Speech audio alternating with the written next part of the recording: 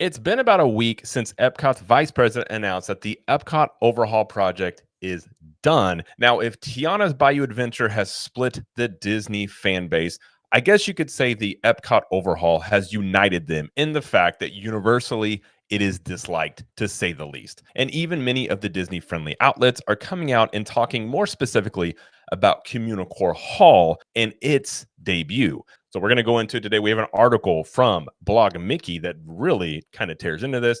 I'm Jared with Capture the Magic, but let's get right into this. Now, personally, I have been here and checked all this out, so I will give my comments after we go through this article here from Blog Mickey. But I just want to note what they have to say here, as I find it very interesting and many points I agree with here. So we go into the piece here, and it says the final piece of Epcot overhaul puzzle is now in place. And to say that the multi-year overhaul project limped across the finish line would be an understatement. At the top of the opinion piece, I want to be clear that there are some real winners when it comes to this. They mentioned Guardians of the Galaxy, Cosmic Rewind. I agree. It's a great ride. The Points of Light addition to the exterior of Spaceship Earth was brilliant. I agree. It is a really nice addition to that park. And especially at night, it does change that. You've got Space 220 Restaurant, which my wife has ate at and said it's very good. Other things like Harmonious were a mixed bag with wonderful visuals during the show, but a wild swing and miss when it comes to the daytime presentation of the Metal Armada. So they go on to say here that said, the expectations versus reality of the overhaul as a whole certainly leaves some to be desired. Disney announced a lot of things that were going to be part of this Epcot overhaul. So just as a refresher before we go through all of this, let's go through some of these that were announced. The World Celebration Epcot Festival Center, and as you can see from the pictures here, looks pretty amazing, looks very futuristic. And here's how Disney described the World Celebration Festival Center. It says a new pavilion will be the perfect place for live events and the home base for Epcot's signature festivals. It will provide a stunning elevated view of the entire park and an ideal spot to witness Epcot's nighttime spectacular. This beautiful 3-level structure will have one of the most remarkable architectural designs at any Disney park, featuring a plaza level, a middle expo level, and a park that sits in the sky on the top level. Sounds pretty incredible. And we have the Mary Poppins attraction, which was supposed to come to the UK pavilion. And here's some general artwork here. Now, this was rumored to be and we found out later from a Imagineer or an ex-Imagineer, I believe, that it was likely going to be a teacups type of ride in here. That was scrapped. That did not happen.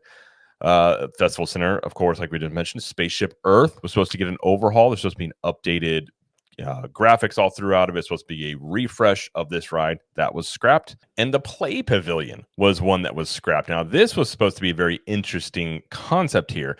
So this originally, again, was part of the Epcot overhaul. And it was supposed to be a thing that was supposed to be the part of the Disney 100 Years of Wonder celebration.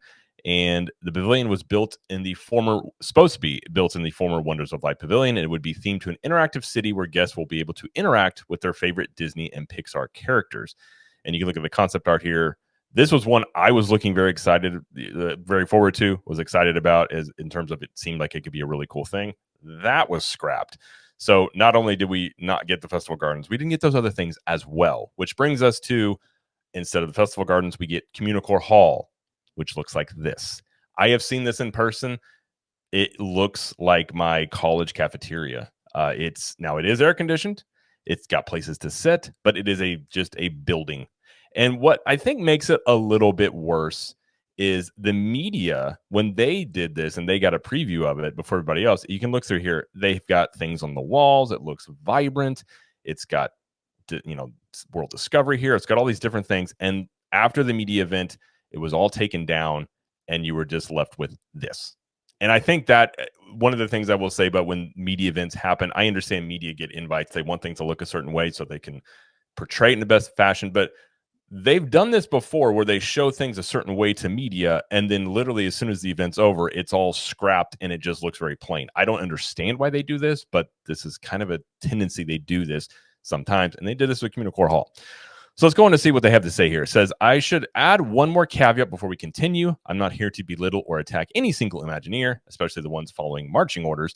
Communicore Hall is a failure of Walt Disney Imagineering, the institution, and the Disney Experiences Division under Chairman Josh D'Amaro. Communicore Hall should have never been built as presented. Communicore Hall is not befitting of any Disney theme park in the world, let alone a theme park that has such a rich history of striving for the future in human innovation. I agree. I will go on a little bit after this, see what they have to say here. But and here's some more concept art for what it was supposed to look like inside Communicore Hall. And again, this is what we got. It says here, I've seen the arguments on social media. Just wait until there's a festival. Guests need air conditioning during the summer. It's a nice spot to relax. The internet speed is amazing. Yes, it should look better once a festival is loaded in. Disney really missed the mark by not opening Communicore Hall either in December with the rest of World Celebration Gardens or sometime during Flower and Garden. But is this really good enough? Is this what Epcot deserves? He says, I'm not an Epcot purist by any stretch of the imagination, but there should be a minimum of standards. Now, I agree with that. This is something I said, I don't understand why it opened now. This is much more of a flex space. Why not wait until you have a festival going on to open this? Then you can have the things going on in here. To open it now just seems very underwhelming. And again, it's air conditioned. It has seating in here, but there's nothing to this building. When I say it is just a room with seats, that is exactly what it is. There's nothing else in this building as it currently stands. It says out in Communicore Plaza, an unshaded entertainment space is equally as much of a swing and a miss. The only thing less forgiving than a Disney fan is the Florida weather. It's brutally hot during the summers, which is when Disney decided to debut this offering. It looks better at night, but Disney World refuses to make Epcot a nighttime park, currently closing up shop some 30 minutes after sunset. Said it's better. It'll get better during the winter, but a design choice that is only good for 4 months out of the year is not great. Now, this was my biggest complaint. We went in here. They have the Encanto show going on here.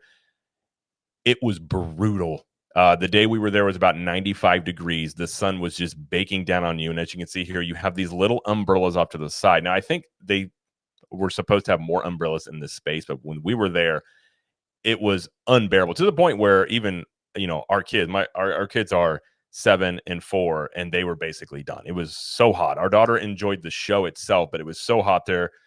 My wife went inside. It was, and I don't understand why you would not have a shaded area for this, for being a show that's happening during the day. I think what's happening here, a lot of these things are being designed in California, if I'm being honest, and nobody here apparently is saying, well, California climate versus Florida climate is a bit different. It's brutally hot in the summer. I had the same thing about the gardens area where you've got all that seating in there with the metal seats, and it's nice. And I said this when it opened. It's nice in January. I don't see anybody being able to enjoy this in the summer months because it's metal. There's no shade and there is no breeze going to be coming through there. I imagine you're just going to sit there and bake in the sun. So a lot of these things, again, I feel like are being designed in California, and they're not accounting for the Florida climate when bringing these things in. It goes on to say, at least with the World Festival Center, the ground level event space was covered by the structure itself. It's like Disney took the directives of World Celebration Festival Center and applied them in the worst way with Communicore Hall. The World Celebration Festival Center would have also contained a park that sits in the sky on the top level. And as seen in the concept art below, it surely would have doubled as one of the most unique fireworks upcharges space in any Disney theme park in the world. Now, I agree with that. And that's one reason why I was surprised they didn't do it, because I'm sure to even get up there to watch fireworks, you're probably talking at least $100, if not more, per person to do an event up there to watch the fireworks. It says now we have the festival favorites quick service window and a nearby seating area in the World Celebration Gardens. Now, I will say, in the defense of the festival favorites quick service window, all the food we had there was excellent. It was good food, but again, very underwhelming aesthetics in terms of like what it is. And it's just this window right here. Now you can take the food and go inside Communicore Hall to eat it in the air conditioning, but again, it does have the feeling of just a college cafeteria. Says here, it goes on to say, I suppose that the Communicore Hall project did produce something not explicitly stated for the World Celebration Festival Center, and that's the Mickey and Friends meet and greet. Even so, the Mickey and Friends meet and greet appears to be a shoehorned idea, or at minimum poorly executed with an outdoor but partially covered queue. Inside, the theming of the space is non-committal at best and probably closer to uninspired. Rather generic backdrops of scenes from Epcot aren't impressive in the slightest. Remember, we used to have scenes with physical props when characters like Baymax and Joy and Sadness were meeting in the previous iteration of this building. I agree. Having gone through this, the outdoor queue is what got me. The ceilings up there are probably, I'm going to guess, 20 to 30 feet high with small fans or ceiling fans above it with lots of space in between them. there was almost no breeze. The fans were running. You couldn't hardly feel anything unless you were directly under a fan. And again, the day we were there, it was hot, and it's not going to get any cooler until about probably October in Florida. So you're just basically sitting almost in a sauna waiting to meet these characters. And they're going to say, we'll close this out by being very clear about excuses for Disney's execution here. We've seen a lot of people saying that COVID-19 is the reason that Communicore Hall, and to some extent the Epcot overhaul project as a whole, is underwhelming. Communicore Hall was announced on May 5th, 2022. And yes, Disney started hinting at changes to the previously announced World Celebration Festival Center in July of 2020. But they revealed their plans for a replacement of the Festival Center to the world in the spring of 2022. The Disney Parks segment of the company was doing fine in early 2022, posting a revenue of $6.7 billion in that quarter, and ended a month before Communicore Hall was unveiled to the world. They could have and they should have done better. I agree with that. And not to sound like a broken record, but during this same time period, Universal ramped up their construction of Velocicoaster and Epic Universe. Now, whether it's Disney or people that are defending Disney saying, well, COVID, okay, they clearly still have the revenue, and Universal literally was speeding up their construction during this time period. So at some point, budgets, I think, were clearly cut. Now, as to the reason behind that, I don't know. You did have the changeover from Chapek to Iger. Maybe Iger wanted to spend money in other places, or they didn't see the point in doing this giant World Garden Festival Center and other things because they didn't think it would have the ROI. Who knows the reason? All we know is what we were shown and what we got are not the same thing. In my opinion, clearly lacking. And they finished off saying, honestly, I'd rather Disney have delayed the completion of construction another year if they needed it to get right, in order to get it right and build the World Celebration Festival Center. What's another year of the pit at Epcot if you're building something that is supposed to sustain the park for the next 30 years? Instead, we have Communicore Hall, a nice spot for air conditioning. The product here for Walt Disney Imagineering is not up to par. I'm not sure anything can really be done at this point to save the space either. This is what we get. This is what Disney gave us. And Communicore Hall is a grand finale of the Epcot overhaul project, and it's embarrassing. Now, that's a pretty, I mean, coming from Blog Mickey, I was a little surprised to read that today because, again, a lot of these outlets, they just cover Disney, but usually a pretty a good light here. So I agree with everything they're saying here. And again, having seen this space, it's just very underwhelming. It's not Epcot. I loved Epcot as it was. I think the more I started going to the parks, the more I appreciated Epcot because, again, it was very much of a throwback to Walt and a lot of the ideas he had. And I actually liked it from the top. It was symmetrical, and now it's not symmetrical from the top, and it bugs me a little bit. Other thing is, now, other than I believe there may have been issues with some of the buildings, but there's no reason to even tear down the intervention buildings that they did to do this. To just tear one down and put another building up. Is Epcot in a better spot than it was before? I don't know if this is something that's going to sustain the park for 30 years. Again, I don't know what we're getting out of this that is so amazing.